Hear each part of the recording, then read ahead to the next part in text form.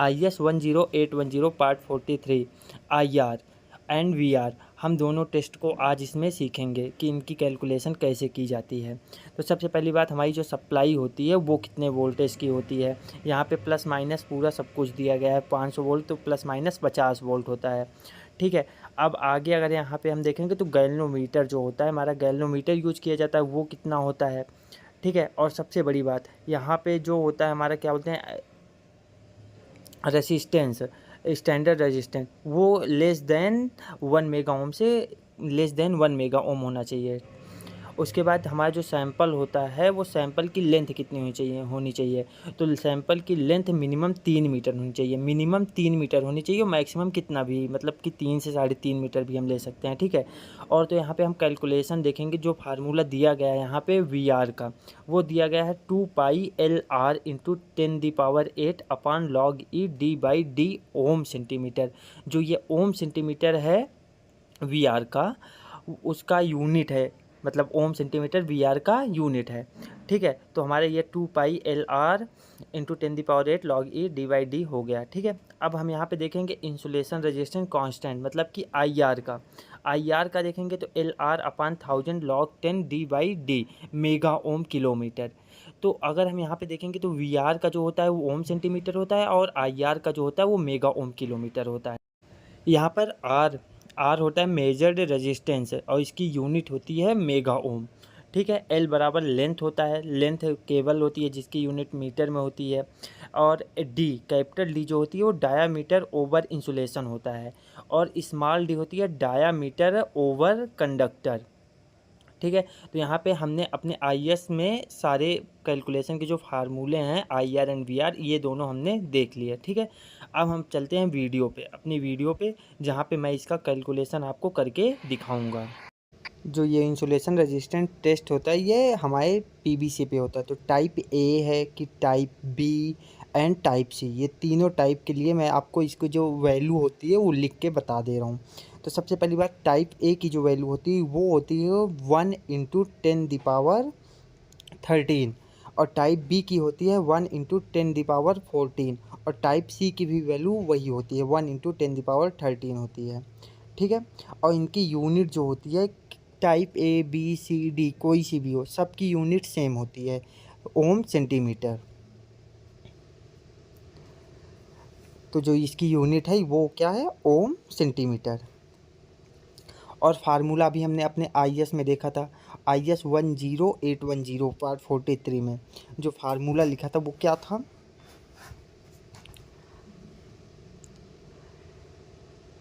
तो हमने जो फार्मूला देखा था वो था 2πLR इंटू 10⁸ अपान log E इंटू d/d। ठीक है। तो हमने यहाँ पे हमें पता है कि दो क्या है, 2 इंटू पाई की वैल्यू होती है 3.142, और L मतलब होता है लेंथ, R मतलब रेजिस्टेंस।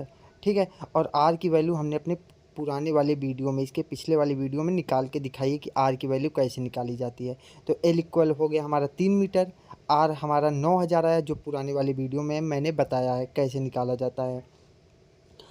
एंड उसके बाद यहाँ पे हमारा LR, उसके बाद log E d/d की वैल्यू निकालनी है। सबसे मेन पार्ट हमारे वीडियो में यही है, log E d/d का कैलकुलेशन कैसे होता है। तो यहाँ पे हम सबसे पहले, जो स्मॉल डी होता है वो बंच डाया होता है, एंड डी जो होता है वो इंसुलेशन डाया होता है। तो इंसुलेशन डाया को हम वर्नियर से नाप लेते हैं। तो अब जैसे हमारा जो इंसुलेशन डाया था वो मान लीजिए, हम कुछ भी ऐसे सोच के रैंडमली लिख सकते हैं, जैसे मान लीजिए 2.45 रहा हो, और अगर यहाँ पे 2.45 कैपिटल डी हो गया तो स्मॉल डी का जो बंच डाया होगा वो 1.2 हो जाएगा। ठीक है। अब यहाँ पे हम 2.45 को डिवाइड कर लेंगे 1.20 से, क्योंकि d/d मतलब कि d को d से डिवाइड करना है। करने के बाद जब हम यहाँ पे डिवाइड करेंगे तो हम करके डिवाइड करके देख लेते हैं। 2.45 डिवाइड बाई 1.2, जब डिवाइड करेंगे तो हमारा आ जाएगा 2.04। ठीक है। तो यहाँ पे हम इसको लिख लेंगे अपना 2.04। ठीक है। उसके बाद यहाँ पे log e, हमें log e का मतलब होता है नेचुरल लॉग, मतलब इन्वर्स। तो यहाँ पे हम सबसे पहले अगर हमें 2.04 का इन्वर्स निकालना है तो हम यहाँ पे इन्वर्स दाब लेंगे, इन्वर्स के बटन को क्लिक कर लेंगे। उसके बाद यहाँ पे हम लिख देंगे 2.04, उसके बाद इक्वल करेंगे, हमारा आ जाएगा इन्वर्स लॉग 0.712। ठीक है, एकदम आसान था ये। तो 0.712, उसके बाद हमारा ये निकल आया तो यहाँ पे हम लिख देंगे अपना 0.712। उसके बाद इसका हम कैलकुलेशन कर लेंगे। तो यहाँ पे 2 पाई मतलब 2 इंटू पाई, तो यहाँ पे हम वी आर कर रहे हैं, सबसे पहले वी आर लिखेंगे, उसके बाद यहाँ पे लिखेंगे 2 इंटू पाई इंटू लेंथ हमारी 3 मीटर थी, आर हमारा 9000 था। ठीक है, उसके बाद into 10⁸ upon log E D by D, जो हमने यहाँ पे निकाला है log E D by D 0.712। तो यहाँ पे हम उसी को वही वैल्यू अपने यहाँ पे पुट कर लेंगे 0.712। उसके बाद हम इसका कैलकुलेशन यहाँ पे ये साइंटिफिक कैलकुलेटर से अपना कैलकुलेट करेंगे। तो 2 इंटू पाई इंटू हमारी लेंथ कितनी है 3 मीटर है, तो यहाँ पे हम 3 लिख लेंगे इंटू 3 इंटू 9000 इंटू 10⁸, तो 1 एंड एक्सपैंड इसकी पावर 8 लगा देंगे। ठीक है, उसके बाद इक्वल करेंगे तो यहाँ पे आ गया 1.69 और इंटू 10⁻13 भी आ रही है, इसको हम जूम करके भी देख सकते हैं। तो यहाँ पे ये लिखा है, देख लीजिए, इंटू 10⁻13 है। ठीक है, तो हम इसी को अपना यहाँ पे लिख लेंगे 1.69 इंटू 10⁻14, 1 इंटू 69 इंटू 10⁻13। ठीक है, उसके बाद 0.712 जो हमारा log E D by D की वैल्यू है। उसके बाद यहाँ पे हम आंसर में क्या करेंगे, उसी से डिवाइड करा देंगे। तो डिवाइड बाई 0. देखो यहाँ पे लिखा है ना लॉग डी बाई डी, यहाँ पे 0.712 7.712, तो हमारा आ गया 2.3। ठीक है, तो यहाँ पे जो भी है 2.382 आया था और इंटू 10⁻13, और हमें चाहिए कितना, देखो ये जो हमारा आंसर आ गया।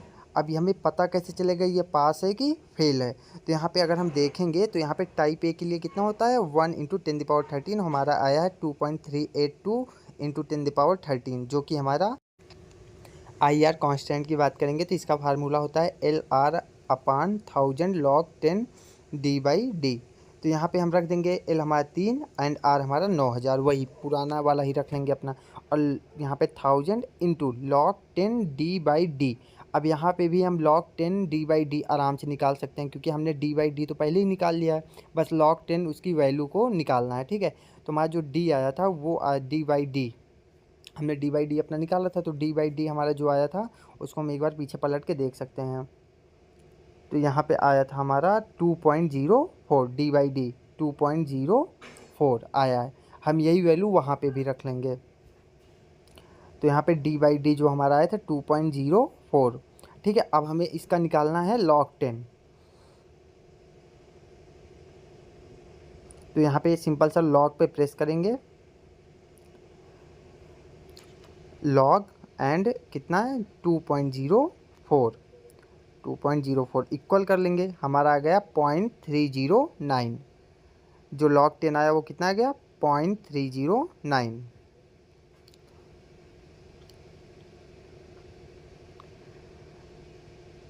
अब हम यहाँ पे इसको लिख सकते हैं आराम से 0.309। अब देखो इसका सिंपल से कैलकुलेशन करेंगे 3 27, तो ये हो जाएगा 27,000। ठीक है, अगर हम 1000 से 309 का 0.309 का मल्टीप्लाई करेंगे तो 309 आ जाएगा। उसके बाद यहाँ पे 27,000 को 309 से भाग दे देंगे, तो ये हो गया हमारा भाग, इक्वल करेंगे तो 87.37 हमारा आ गया, 87.38 आ गया। और हमारे इसमें जो हमें चाहिए होता है वो चाहिए होता है 37। ठीक है, और हमारा आया है 87, मतलब ये जो हमारा IR है ये भी हमारा पास हो गया है।